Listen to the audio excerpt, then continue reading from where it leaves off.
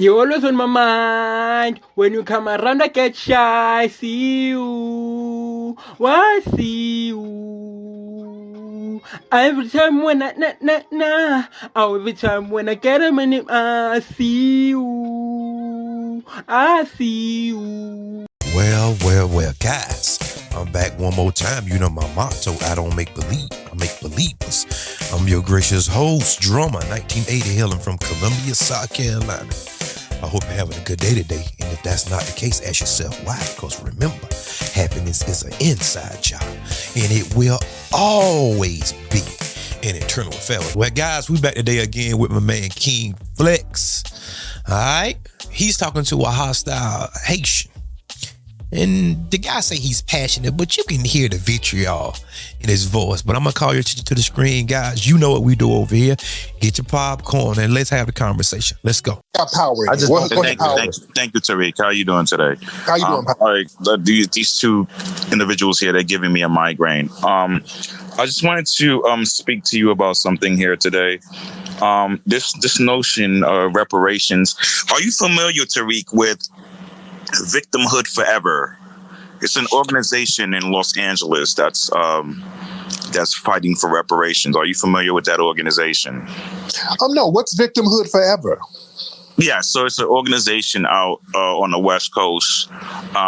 They're pushing for reparations. Now, Tariq, the issue that I have with reparations is that the average person's rhetoric, it seems as if they're promoting victimhood. It's a perpetuation of victimhood. And what I think is... What's wrong with that? What's wrong with pushing victimhood when you're a victim of white supremacy? What's wrong? No, because black people are I believe black people are genetically superior to white people. So we're victims of white supremacy. We're victims of white supremacy. Like you're a victim of white supremacy. No, give me a second, Tariq. Go ahead. We are not victims. We are victors. This is why I believe black people need a paradigm shift. They need to change their paradigm. Now, I find it strange, Tariq, that this organization would call themselves Victimhood Forever. That is an embarrassment. Right? I've never heard of it. But hold on, give me a second. Tariq, just give me 1 second. Because they are indirectly perpetuating victimhood. Now, we are not victims. We are victors. Black folks are the most creative individuals on the planet. For you to sit here and perpetuate this notion of victimhood is dangerous. It is dangerous. Now, I believe that... hold on. It's very dangerous because that's not something positive. That's something negative. So you sitting here saying that we're victims... Hold on. You sitting here saying that we're victims is you're perpetuating negativity, and it's toxic and it's dangerous. Now, let me just say one thing here. Reparations... Slow down, because we're going... No. We're going to slow down, and we're going to cover slowly everything you're saying. Because you're throwing a lot of stuff on the wall. Let's take our time and dismantle it. Let's take our time, all right?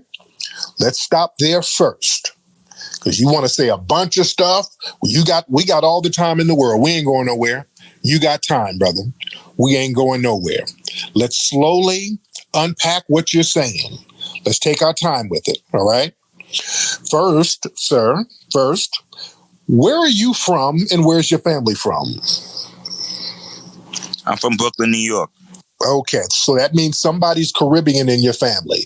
What part of the Caribbean is your family from? I'm from Brooklyn, New York, sir. What part, here we go. What part of the Caribbean is your family from, sir? Either Haiti or Jamaica. Which one? Panamanian and Haiti. There you go. I knew Haiti was in there. That's fine. I love Haiti. Now, sir, being victims of white supremacy, just like the Panamanians, the Haitians, and us, we're all victims of white supremacy. We have to be realistic in warfare. In warfare, you have to be very honest about your position so that you can get out of that position. If you try to lie to yourself about your position, you're going to be comfortable and you're going to be a sitting duck. We are victims of white supremacy. We're trying to change that. We are not victors yet. We're trying to fight the victimizers. We have victimizers. They're white supremacists. We're not in the business of saying titles that's going to make us feel good and lying to ourselves that's going to make us feel good. We're in a global system of white supremacy where these people can kind of do what they want to do to us with no repercussions to a certain degree. We have to figure out how to change that. I disagree, sir. How are you? Go ahead. So first of all, sir, when Guys, these people are trying to shame me, talking about victimhood mentality. You know where you at, right? See, people want to try to use these coping mechanisms, and I do understand the power of the tongue, but you have to also understand reality as well, okay? I know life and death is in the tongue, okay? I understand that, but you also have to understand your position. And what do I mean by that? It's very simple. If my leg is hurting and then I go tell somebody, yeah, man, my leg is hurting. No, you are healed. You are healed. My leg is hurting. I might get healed, but as of now, my leg is hurting. Okay? See, you have to understand that. See, but people try to come up with these nice, cushy sayings and the euphemisms and all this stuff. You in a system, a global system, not just here in the United States. It's not relegated to just here in the United States. Oh, no, you have to go across the whole sphere, okay? The globe. And if that was not true, why everybody trying to run over here? Because nobody ain't fighting nothing where they currently reside. In South America, they don't fight white supremacy like that. In Africa, they don't fight white supremacy like that. In the Caribbean, they don't fight white supremacy like that. You understand? Everybody come over here because we get things rolling. We get things popping. People have literally martyred themselves in order for people to come over here, the 14th Amendment and all that good stuff. But let's go, guys. When you say Haiti are victims, I disagree. If you do your research, Haiti was the first Black republic to gain their independence. I did a movie about Haiti. Thank you. That does not sound like victims to me, right? So you are perpetuating a dangerous. Let's reel it back. Let me call them. Yes, Haiti, and I did a movie. I did the movie about the Haitian Revolution. I produced and directed the movie 1804. I flew back and forth to Haiti, spent over $1 million of my own money doing that movie about Haiti. Phenomenal film. They teach it in schools in Haiti now. They teach it in Little Miami down in Florida now. That movie is the national icon with Haitians. That's how much love I have for Haitian history. There's nothing you can tell me about Haitian history that I don't know. Very well versed in it. Been back and forth to Haiti. I know that was a victory they had in 1804. Afterwards, they became victims because the French came and taxed them. Then the U.S. government taxed them. Then they were victimized by the Western powers, and they're victims now. That's why people can go and kill their president in an Uber. They drove up in a Uber and killed the president and bounced. That's a victim. And that's why people leave and they have to flee because they're victimized down there. That's just the reality. Yeah. That doesn't say anything about them having their character or anything like that. We are victims of white supremacy. We got to fight our way out of it. Go ahead. So in order for us to fight our way out of white supremacy, we need a paradigm shift. Mm-hmm. And that begins internally. We need to change our mindsets. We cannot continue to think that we are victims. We are not victims, right? Now, the systemic racism is real. Right. I'm not denying that racism is real. But in the words of Toni Morrison, racism functions as a distraction. So what Black folks need to do is focus on what I call economic progress. OK, so if you read Powernomics, we need to focus on creating and building an economic power base. Now, this rhetoric, right, is dangerous because you don't know who's in this space listening to this. We can have 18, 19-year-old individuals in this space listening to this conversation. And you're saying that we're victims. We are not victims. Okay, then where is this economic power base in your family's homeland of Haiti and Panama? Where's the economic power base? Show an example of where you've built it in the homelands your families are from. Where's that economic power base?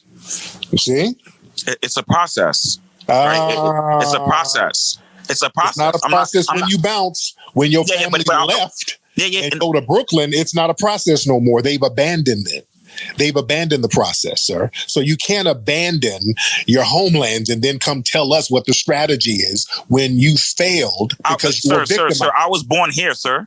Yeah, they anchored you here. No, I was born here. And by the way, they anchored you here. Yeah, They anchored you here, sir. And that's because of us. No, sir. That's because of the 14th Amendment that we fought for, sir. Sure. Hold on, sir. You did not do any fighting, sir. Oh, yes, I did. This is all lip service. You did not do any fighting. No. Yes, my family did. Oh, yeah, and I'm my family. I'm talking about you specifically. You. Yes. You. Yes. Where did you I'm fight? My family. Where did you fight? My family. My family is me. Like, you took credit for 1804. That's your lineage, right? You took credit for that. I'm taking credit for my family.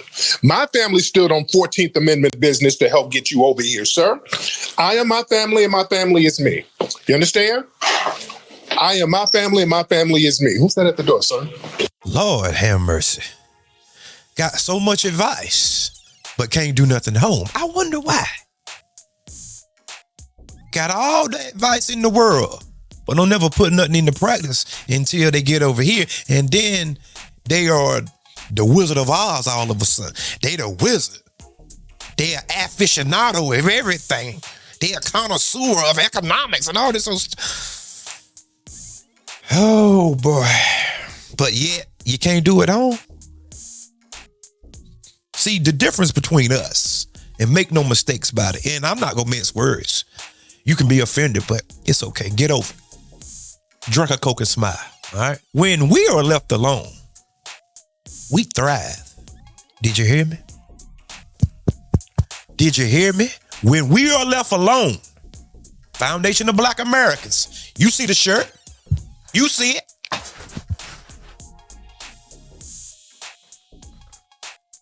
When we are left alone, we thrive. And this is a proven fact. Don't get it twisted. I was trying to be calm, but nah, I might have well come out my bag. When we left to our own devices, guess what? Whenever that we build something, or we start to get a foothold, all of us on the roadway have to run down through it, huh? Can somebody talk to me? Did you hear what I just said? The Federal Highway Act and all this stuff, they'll put a interstate straight through the town. They'll build a dam. They'll flood it. They'll burn it. Mobs will take over it. Like in Wilmington. If you don't believe me, just look at what I'm saying and prove me to be a liar. They places were all over the United States, literally. From California to New York, all throughout the United States, down south, in the Midwest, in the West, up north, northeast, everywhere. That's the difference. So whenever you come over here trying to give us advice, we know the deal already. See, because we done been dealing with them. See, you don't deal with anything. What you do is jump up on the first thing smoking and you out of there. And then you coming over here trying to tell us something. It would behoove you just to keep your mouth shut and just watch us, because we the template. Huh? I said we the template. We the quintessential example of how you deal with white supremacy. And they use y'all to come over here and try to throw a monkey wrench in everything. But no, and there is no division, because we were never together from the get-go. God almighty, no. I done woke somebody up. I said we weren't never together. Now, they some brothers and sisters cool. But just look at who come over here. Listen at them. Words matter. All you have to do is get on the internet. They have the worst takes on FBAs that you have ever heard in your entire life. The first thing they'll say is you need to pull your pants up. Some old foolishness like that. We all don't walk around like that. The majority of us don't walk around like that. First thing they'll say, you smoke weed all day. The majority of us don't smoke no weed. Period. Want to club and party. You think the majority of us partying and clubbing? Is that it? See, but the catch is you not at liberty to call hands. Make sure the beam is out your eye first before you try to critique somebody else. Make sure you ain't doing it. Okay? You see how that work? Hold on, somebody's at my door. Hold on. Well, go ahead, sir. Hold on. Go ahead. Thank you, sir. And by the way, 1804 was phenomenal. I watched it twice. Thank you so much. And again, that's my. Make sure you guys are home for that. Thank you, man. Yeah, that's how much love and respect I have for the Haitian Revolution. Man, powerful. I'm very inspired by that. Dessalines, Toussaint, Christophe, they did their thing with that. I have nothing but respect for that. But we got to be very honest what happened afterwards. The white supremacists tried to double down, and then they re-subjugated the people because of Western powers. They didn't want to see a black nation be strong like that. So Tariq, so when do we hold black people accountable for our behavioral pattern, for our mentality? When do we hold black people accountable? We have a consumption problem. We consume more than we produce, and this is why I believe that you don't beg for reparations. You create reparations by being a producer, by producing more than you consume, by being an entrepreneur, by being a hustler. Right? We don't create reparations by coming on a white man's platform. A white man. Right? You want to talk about white supremacy? You are on a white man's platform talking about white supremacy. The audacity. Right? And what I'm simply saying here, I'm very passionate, so I'm not yelling at you. What I'm simply saying here, right, is that we need to focus on being producers, entrepreneurs. And you are on a white man's app talking about white supremacy. I find that symbolically strange and bizarre. Now it's equally bizarre that a man. Hold up. Did this guy, and correct me if I'm wrong in the comment section, because in my tender young age, I might be hearing things or something, Did he just say you have to produce reparations? How can you produce something that's old? Guys, you see? Babbling, tether babble. Reparations means something need to be repaired, reparation, recompense, revive, resuscitate. What the world is he talking about? And this is why they use these people to get up in the mix and cause confusion, cause discord amongst the people. Have the people going back and forth with one another and not paying attention to the real enemy. They use as buffers. Like I said earlier, we're not divided because we've never been together. And everything is one-sided. Man who has a Panamanian and Haitian lineage where people over there busting each other in the head and kidnapping villages are telling us about black folks pulling it together. Isn't that strange too? Go ahead, sir, because that's equally strange too. From somebody who comes from a lineage of Sir, it's not strange. It's called constructive criticism. Right, but are you in a position to be constructive in criticizing us when it's all going to hell in your homelands in both sides? Well, the only difference between tethers and FBAs is that, Haitian tethers is that we gained our independence. You guys haven't. That's the only difference, right? So don't you dare tell me. Well, no. Let's talk about it. But then you had to pay the French. You had to pay the people off yourself. We ain't never had to pay back. It doesn't matter. We still gained our independence. No. You had to pay the people who whoop your ass and you beat them, and then you had to turn around and pay them. We've never had to pay the slave owners. We didn't have to do that, and we're telling them. Well, you guys didn't have. You had to pay reparations to the people you defeated. Come on now. Do we really want to go there? If you gained your independence and you beat them and then had to pay them reparations, and it put your country in the hole financially right now, and people over there eating dirt cookies. It doesn't matter. We still gained our independence, and that's that's currency in itself, sir. That's currency in itself. Do you know what currency is, sir? It's not successful though. It is. No. Us gaining. No. You guys, you get your independence for a couple of years, and then you go back into the hole. You can't really pop your collar to it. You understand? You can't be a one-hit wonder forever. You can't live off whoop there. But brother, you're being a one-hit wonder. Yeah, 1804, that was a great thing, but right after that, they start whooping that ass and made you pay them back. That's not a victory no more. You became a victim. and they're victimizing y'all now. They took an Uber to go kill the damn president. They drove up there in a cab and killed him and left. You're muting me. I think you're threatened by me intellectually. I'm not threatened. I just want to say what I have to say. Okay, fair enough, and I respect that. Thank you for your submission, sir. What I'm simply saying is that either way you put it, we have gained our independence, something that you guys haven't done. Now, and y'all fleeing over here to us. So fair enough. Fair enough. And I understand. No, and you're objectively, that's true. Right. And how independent are you? You're not really independent anymore.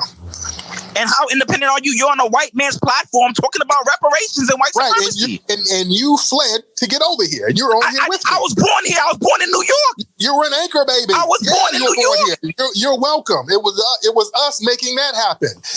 I was born in New York, Tariq. Right. It was foundational Black Americans making the 14th Amendment happen. That was a grassroots movement. If it weren't for us getting the 14th Amendment in place, you would still be over in Haiti somewhere with a titty out somewhere. You trying to suck it for sustenance, sir. You'd be struggling if it weren't for us. Let's be real. You understand? And even New York, it was the foundational Black Americans were setting up shop in New York early on. This is our land. Yeah, absolutely. Yes, you're right. Everything you're saying is true. I'm not refuting that. I give credit where credit's due, but I find it strange that you're telling us here that we're victims and you're perpetuating a victim mindset instead of telling Black people to pull themselves by the bootstrap and to be creative But you didn't. Your family didn't. They pulled themselves up by their flip-flops and fled. They flip-flopped and fled, sir. Your family is at the border with chicken dinners getting whooped on horseback. You got white supremacists on horseback whooping your family members, and you're telling us we ain't victims. We winning. You're not winning. Running across the border with a chicken dinner, getting your ass whooped by a white man on a horse. Those are the optics for your family. That's not winning, brother. No. I said no. It was a win. I'm talking about when we gained our independence. That was a win. Now, so I'm agreeing with you. We're not winning now. Right. But I came on this stage because what you're saying is dangerous. You're saying that we're victims. This is what double talk look like, guys. Did Haiti win the war with the French? Yes. But after that, they, not us, they couldn't really sustain themselves. They had to go pay them off and do all type of stuff. So did you really win? I'm just asking questions. And then you running all over the place. Huh? You're running all over the place. You jumping the border. Did you win? Oh, why can't you build anything over there? Oh, because they couldn't leave us like that. They know they can't leave us alone. They know that. They understand that. And as far as being a victim, we lost. Yes, we are up on the white supremacy. Yes, we are. But people act as though we are not doing anything but just sitting around begging. That's a lie. And you know it's a lie. Brothers and sisters are being creative. They're doing all sorts of things. Every time they try to do something, here come the beast system. Oh, God, I don't want to get too deep. I really don't want to go there. Here come the beast system to throw up your plans. Every time you try to get an economic stronghold, and we continue to do it, and we go continue to do it, at some point, we gonna break through because Esau, oh God, did I just say Esau? You better go in the book of Obadiah and read. You better go in it and read what the prophet says. Okay.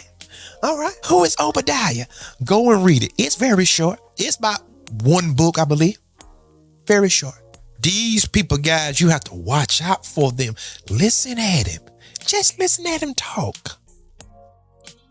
He knows so much. He's hollering. He's screaming. But he's saying a bunch of nothing. He double speaking. He's double talking. He coming with his ideas. Your ideas is what got your people here in the first place. We don't want your ideas. We reject that. Vehemently reject all of those ideas that you throwing at us. No. That's okay. If we want your advice, we will simply ask for it, all right? Okay. victims. We are not victims. We are victors. That's one. Two, hold on. Two. Victor Cruz is the name of the nigga who you fled over here with. Oh my gosh, bro. Yeah. Why are you focusing? Victor Cruz and Victor Fernandez. You fled over here with a named Victor, but we're not victors. You fled with a name Victor, but we're not victors. We're victimized by the white supremacists, sir. That's the reality. That is nonsense. We are not victimized. We are victors. You know what? You know what's interesting, Tariq? Yes, sir. I expected more from you, right? I expected more from you. Now, let me just say one thing. What did you expect from me? Tariq, give me a second. Let me just say one thing. Let me say one thing. Because what you're going to get from me is the truth. I don't sit here people. I'm not here to make you feel good. I'm here. I'm a truth teller. I kick it and just say what it is. But go ahead. And I respect that. But we need to change our mindset. You know, I just finished reading this great book called Black Rednecks and White Liberals. And it's so interesting that Thomas Sowell says that most Black Americans' behavioral patterns are not original, right? They inherited those behavioral patterns from a white Southern dirty rednecks. And that's my point. We need to change our mindset. Even Black. And that Thomas Sowell is a paid, he says, no, that you're not a paid coon because you're promoting victimhood. Because I'm too thorough. I'm too thorough. I got too much grassroots support. That's how you know. Thomas Sowell don't. White supremacists can't stand me. That's how we know. You understand?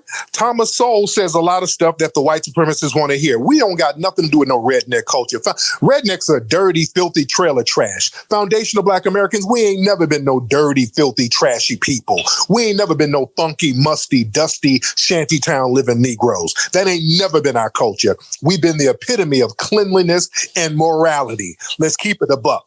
That's not us whatsoever. We despise that dirty redneck culture. So that's all cap. But no. That's debatable. So you're talking. How so? Debatable. How so? Go ahead, my brother. Where you at? Yeah, I'm here. Okay. That's debatable. If you do your research, in the antebellum South, before Black people even adopted certain mentalities, right? They got those behavioral patterns from white, dirty rednecks. Now, the facts are the facts. Thomas Sowell has substantiated these claims. What did we get from them? What did we get? Yeah. You said what? What did we get from the rednecks? Oh, AAVE, Black English, sexual laxity, this lethargic, lazy mindset that we have. We got those from white rednecks, but you refuse to accept it. No. Lazy? Excuse me. How you a slave and lazy? Hold on, give me a second. Wait. How you a lazy slave? First of all, in the words of Victor Hugo, there's visible labor and invisible labor. So invisible labor means that you're mentally working. So one can argue that the architects of that built America were the mental workers. Right? We're John D. Rockefeller. One can also argue that just because you were a slave doesn't mean you had a great work ethic. Oh, yeah. Not only that doesn't mean your work ethic was impeccable. Hold on, because we were doing a lot of the inventing. That's why after slavery, we started getting patents left and right, because during slavery, we couldn't get patents. That's why many of these famous inventions, if you dig past and look underneath, you see a lot of Black people were doing the blueprints. A lot of Black people were behind the engineering. A lot of the bridges and the railroads, you had Black engineers like Horace King, who was enslaved, who was an architect. You go down to some of these plantations in Louisiana and South Carolina, they'll tell you the Black people who were the architects of them. Come on now. When you look at the cotton gin, Eli Whitney, they got that from a Black person. So yeah, we were the brains behind a lot of this stuff. Lewis Latimer, Alexander Graham Bell, the person who did the blueprints was Lewis Latimer for the damn phone. Who really made the phone? We know Lewis Latimer did the light bulb. He was the one who really did the light bulb. It wasn't just mental laziness. No. We were behind a lot of these inventions, sir. That's why we have so many patents. Let's be real. I'm just making things historically correct here, because Thomas Sowell, again, he says stuff that the white supremacists like to hear.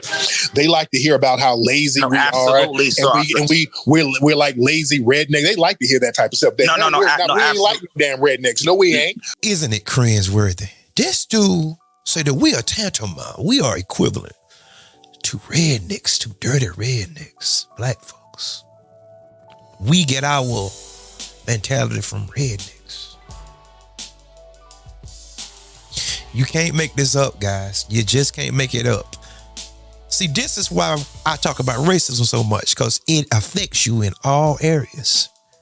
You might don't see it, but you can see the effects of it, though. The mental people built America. What is he talking about? We was on both sides of the equation.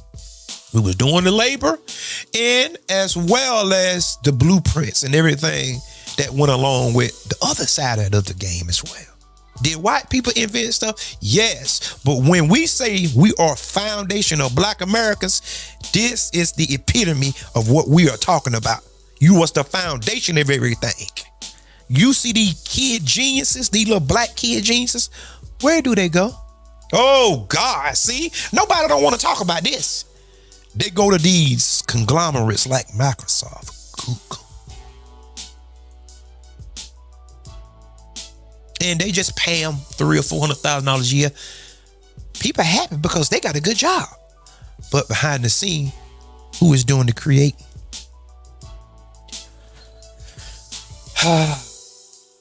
Nobody never asked that question. Drummer do.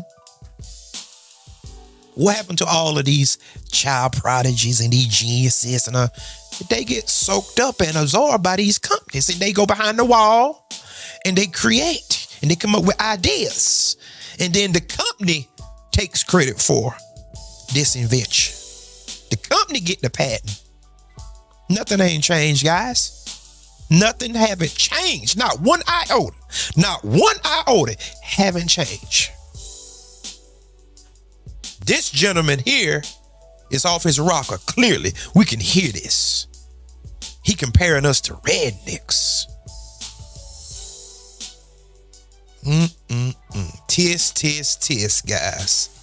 I'm just showing y'all this because I need y'all to hear it. I need y'all to feel it, okay? Because some people say, oh, they don't be talking like that. Exhibit A. Absolutely. Dirty and filthy. We've never been dirty and filthy like them funky rednecks. We've never been like them. Sure, I'm not refuting anything you're saying, sir. That's why our food, right? None of that. They try to say we get food from it. None of our food tastes like that. Hell no. But go ahead, sir. Yeah, no, I'm not refuting anything you're saying here, sir. What I'm simply saying is that we can't sit here and perpetuate this rhetoric that we're victims. We are not victims. That's one. Two, yes, those inventions are true. Historically, what you're saying is factual, but also we can't ignore that white people were just as innovative and creative. We cannot sit here and ignore historical facts that John D. Rockefeller and some of these white men, they were the architects that built America. Now, I'm going to give credit where credit's due here. Yes, in terms of manual labor, yes, we had a monopoly on that. Awesome, that's great. But we have to agree that the making of America, the building of America was a collaborative effort. Right? But the thing is, but we've always been the secret sauce, because when the white supremacists tried to do it on their own, they failed. If you've always been the secret sauce, stop begging for reparations then. If you guys have been... No. If you owe us, no. That's not begging. If you owe us, we want what's owed. We are slow down. If you owe us, give me what's owed. You're not going to sit up here and just work all of this labor and all of this wealth out of us and we don't say nothing. And no. We're standing on business. You going to pay us. No. Tariq. They going to pay us our money. They owe us. This ain't begging. You beg for a green card. You don't beg for what's owed. Give me my money. No, Tariq, let's run that back. You just sat here and said Black Americans have always been the secret sauce. And what I'm trying to figure out here is that if we've always been the secret sauce, why are you saying that we're victims? That is a contradiction, right? It makes no sense. Let me speak, sir. Because you've been cutting me off and muting me. And if you respect Haitians, no, give me a second, Tariq. If you with Haitians, right? Let me speak because I'm a Haitian. So give me some grace here. Thank you. Thank you very much. Take a bite out of your dirt cookie and calm down. But go ahead. Absolutely. I'd rather eat my dirt cookies than eat Wendy's like how you Black Americans do. Give me 1 second. Wendy's is better than dirt cookies. No, it's not. Right? No, it's not. Those mud cookies in Haiti are. I'd rather eat Wendy's, the restaurant, than a woman named Wendy, because y'all eat a human down there. You ate Wendy and those Wendy Desaline. If you rather do that, go home. Anyway, but go ahead. Wendy's. I like that. That was very clever. There we go. Very clever. You know. Go ahead, brother. Go ahead. That was very clever. You go. You walk right into it. Fair enough. And you're right. I did walk into that. That was dope. I'm not even gonna say. I eat Wendy's and you ate Wendy. Go ahead. All right. Fair enough. We eat people. Okay. Fair enough. What I'm simply saying is that if I'm trying to understand, if we have always had the secret sauce, right? Then why are you saying that we're victims? That does not sound like a victim to me. If we've always had the secret sauce, if you believe that Black folks to some extent had a monopoly on creativity and innovation, then why are you saying that we're victims? If we have... Let me give you an example. And I always use the Michael Jackson example. Michael Jackson, greatest entertainer ever, made the great dumb. Greatest album ever, the biggest selling album in history, Thriller. Michael Jackson, according to the family, basically they were victims of abuse. Joe Jackson, he was a strict father. He pushed them, but he was, according to the family, he was somewhat abusive. They were victims of Joe Jackson. This is why they had, Michael had issues as an adult. He was victimized. Even though he was very successful, he was the secret sauce in the music industry, he was still a victim. And the reason why he was pushing so hard to be so great was because of the abuse as a child. Joe really pushed him, and Joe made him practice and made him sing and made him.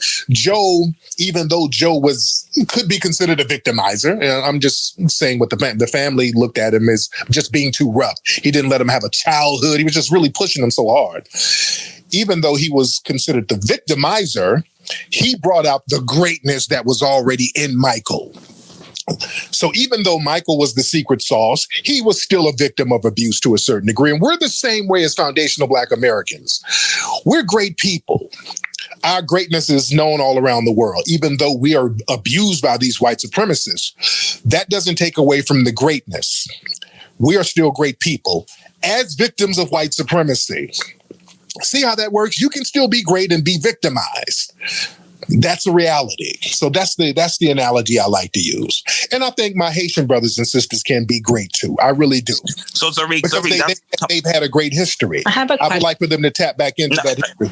I'm going to get you in a minute, Carmen. I'll get you in a minute, beloved. Yeah, Carmen, you can wait. Thank you. So Tariq, so help me understand something here, right? You're saying that you can still be great and a victim. Yeah. That's what you're telling me. So that's the best you got. Yeah, because you got people in prison who are phenomenal, who shouldn't even be in there, and they're victimized, but they're great. You got some talented people who are in prison. They're still victimized. They're still in an institution of a prison. So that doesn't take away from their greatness. Let me ask you this. Instead of wasting valuable time, because I believe time is the greatest asset that we have, right? It's a great asset. Instead of wasting valuable time on X, on a white man's platform, why don't you create your own platform? Why don't you create your own app? And this is the problem with Black folks. We waste a lot of valuable time having these conversations when we all have the purchasing power. We all have the resources to come together and build our own apps, our own platforms. But instead, you want to sit here and call me a tether, or you want to sit here. And this is what I'm saying. To me, in my opinion, it seems to me that there's a poverty of the imagination in most Black Americans. Right? This is why I call you guys foundational broke Americans. I don't mean you guys are broke financially. I mean you guys are broke psychologically, creatively, because Tariq, you are very... But you're a Haitian. You see how that sounds coming from a Haitian? You can't say that, and you come from the most impoverished place in the Western Hemisphere. You're not at liberty to point fingers. You understand? I'm not pointing fingers, sir. What I'm saying, yes, saying you is are. that You're not at liberty to point fingers, sir. You come from the most impoverished place in the Western Hemisphere, where the poverty level is excruciatingly high. So you can't point fingers. But anyway, thank you so much, sir. I don't want to talk in circles. Let me get some more people in here. See, this is what we're saying. You can't be from Haiti or your family from Haiti and Panama, two broke places, and then point your finger at FBA's talking about what we ain't doing. This dude come from Panama and Haiti and talking about that we broke mentally. And they not. If that is the case, some of us probably are. But that's most people in general. Not just black folks. That's most people in general. That's why the suicide rate is so high. But that's a different conversation. That's a different conversation. Did you hear me? That's a different conversation. This dude say, well, why can't you pull your money together? There are many different reasons. One is every time that you try to get a foothold in doing anything, they always go come for you now. And these black people in general, mixed up with tethers and everybody, they won't support their brothers and sisters. Some of them won't. Some of them got a bug up their rump. They jealous of one another. Now, I can't admit that. Some of them are. They won't support you. They won't do anything to try to help you. They won't do anything to try to further you. They won't lift a finger. So if somebody come up with an app or something like that, they don't want to support you. And that's just the long and the short of it, if you want to keep it real. Immigrants, let me holler at you for about 30 seconds and then I have to go, guys. Stay out of our business. We don't come to your countries and tell y'all to do anything. Whatever the people are saying there, we don't put our nose in their business. We don't try to change anything. We don't try to critique anything unless asked. And the same thing should go for here. Don't come over here and volunteer information because we don't want to hear that. We don't want to hear nothing that you have to say because if you're so smart, do it where you currently reside. Do it in your homeland if you so smart and you got it all figured out. Why not do it there? Don't come over here. You need to go home talking about constructive criticism. How about construct some buildings and do all that there? Don't be over here trying to run down on us, all right? But guys, until next time, peace. And remember, there is more.